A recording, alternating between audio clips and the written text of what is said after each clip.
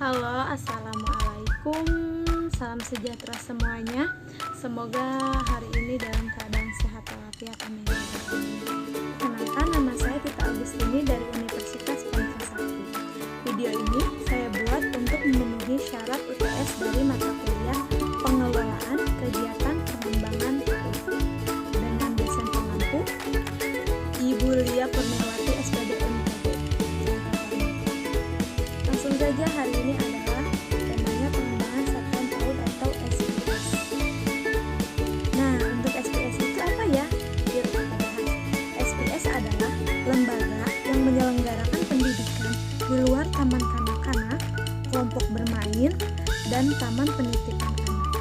Untuk fungsi SPS sendiri adalah memberikan pendidikan sejak dini dan membantu meletakkan dasar ke arah pengembangan sikap, perilaku, perasaan, kecerdasan, sosial dan fisik yang diperlukan dalam menyesuaikan diri dengan lingkungan yang berpengaruh terhadap tumbuh kembang anak. Nah, lembaga-lembaga yang termasuk dalam pendidikan satuan PAUD sejenis ada apa aja ya? 1. Pos pelayanan terpadu atau posyandu. 2. Bina keluarga balita atau BKB. Pos PAUD, taman pendidikan anak soleh, sekolah minggu, sama bina ini. Berikut adalah prinsip-prinsip pelayanan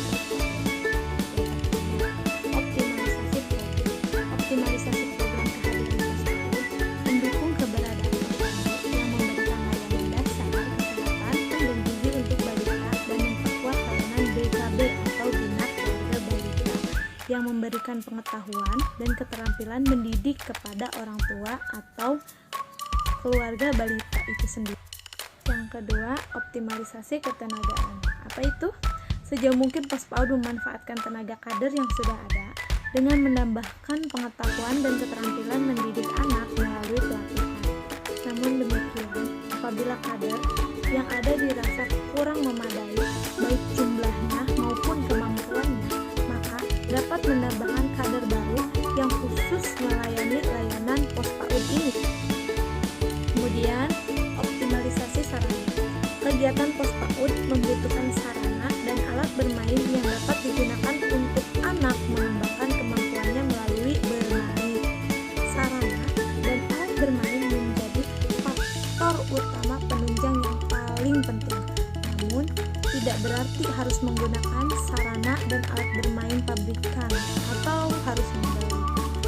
Bisa memanfaatkan limbah lingkungan yang didaur ulang menjadi alat bermain yang disarankan, seperti kaleng bekas susu yang bisa dijadikan alat bermain sebagai telepon tradisional itu ya, atau kardus bekas yang bisa dijadikan alat main seperti kereta api menggunakan dari kardus.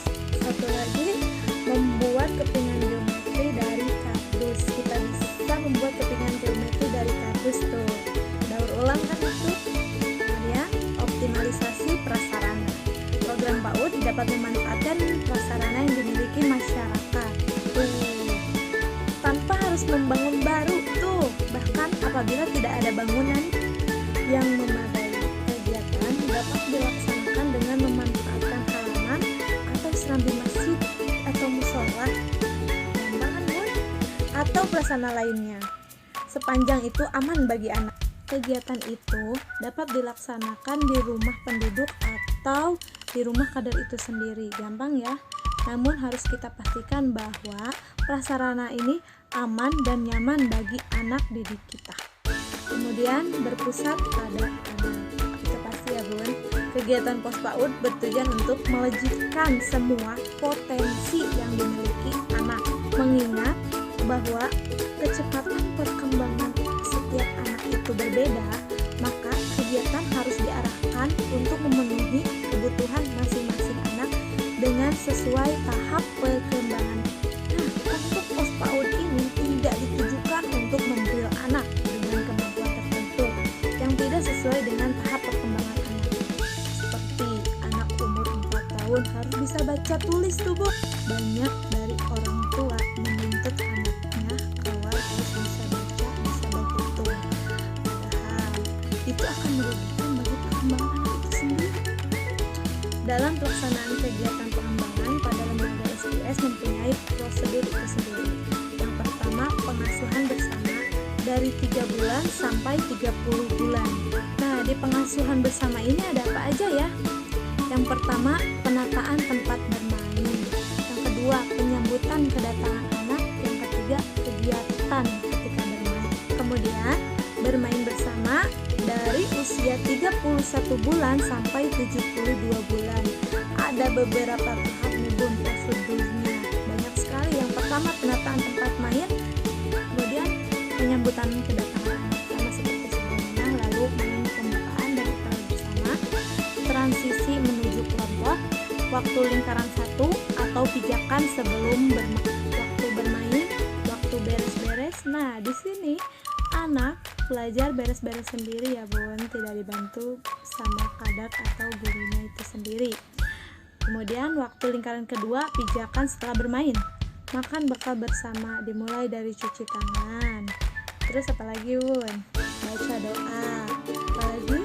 Tidak bersuara, makan harus duduk, menggunakan tangan kanan, kalau makan tidak boleh. Yang terakhir, kegiatan penutup. Biasanya kegiatan penutup itu recalling. Kita membahas seharian ini bermain apa aja, kemudian evaluasi. Nah, segini saja penjelasan dari saya, Kita Agustini dari